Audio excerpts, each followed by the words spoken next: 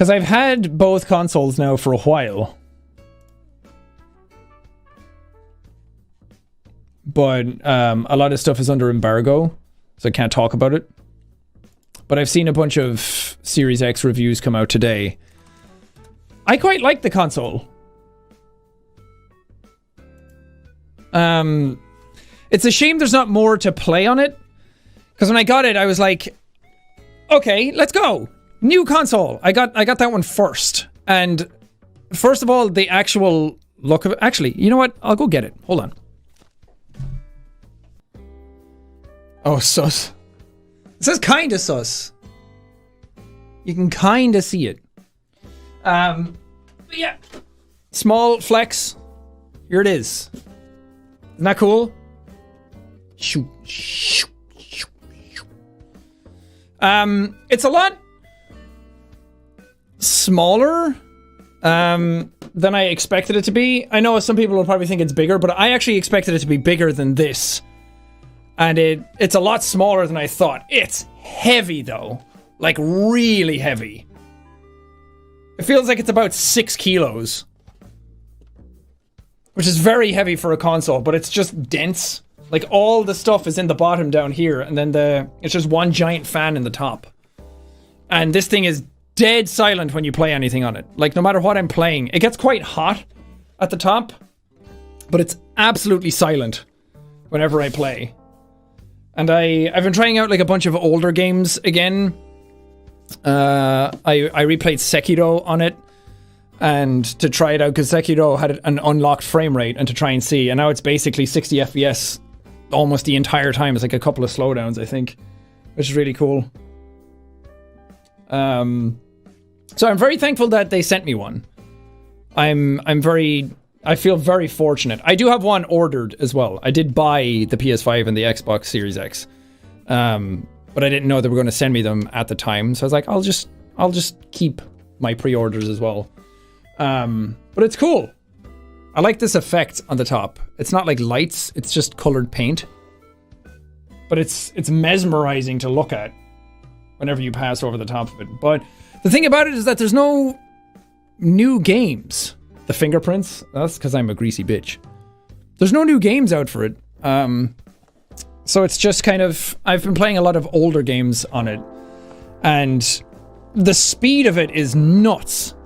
Like I know all the talk is about SSDs and load times and everything. What's impressed me so far is not only does like everything boot up really quickly, but all of the games, like all the older games as well, it just works immediately. Like all of the older ones load faster, and a lot of games have like they run better now on it, which is just a case of throwing stronger hardware at games that needed it in the previous generation. But it's, I don't know, I really like it, even though there's no new games for it. And I know that's going to be a big turn off for people, and everyone will be like, well, this has this games and that has nothing. But honestly, I've just been using it as my all-in-one system now to watch like YouTube and Netflix on in the living room, and then playing like older games on it, which I've highly enjoyed.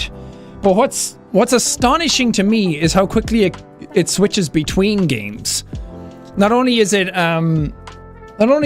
like load up a game on its own quick, but if I just go to my menu and then go into another game, it immediately gets into that as well.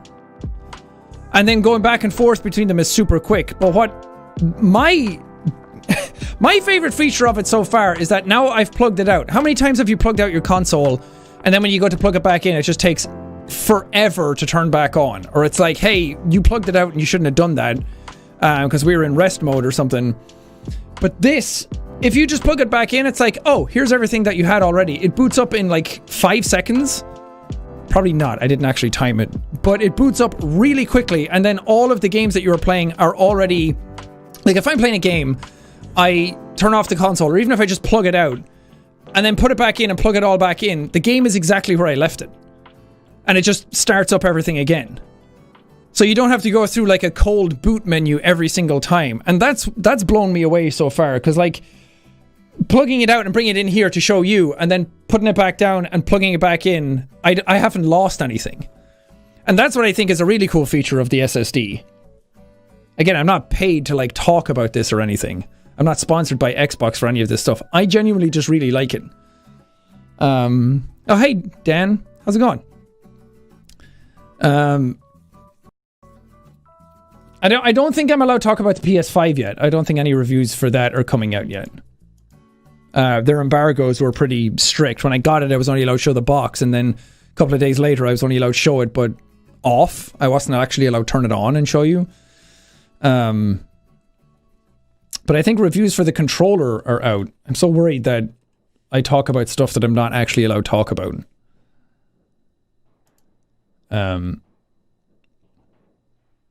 It kind of comes down to what everybody else has been talking about so far. I don't know what the Series S is like. I only have the Series X for now. I don't really need a Series S, but I've heard good things about that as well, and it's absolutely tiny.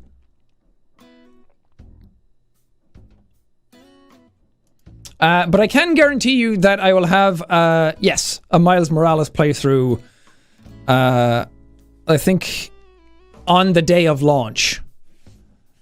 I think I'll be able to start uploading it. So I will have a full series on that when the embargo lifts.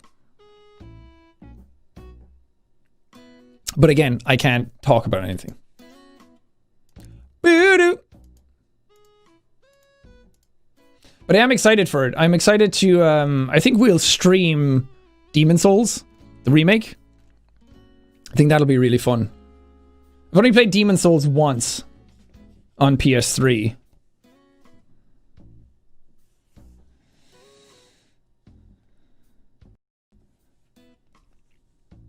But yeah, you will be astonished by how big the PS5 is. Like, I knew it was going to be big. I saw all the stuff showing Xbox next to the PS5 and showing like the height difference between them. And then getting the Xbox, I was like, oh, it's smaller than I expected.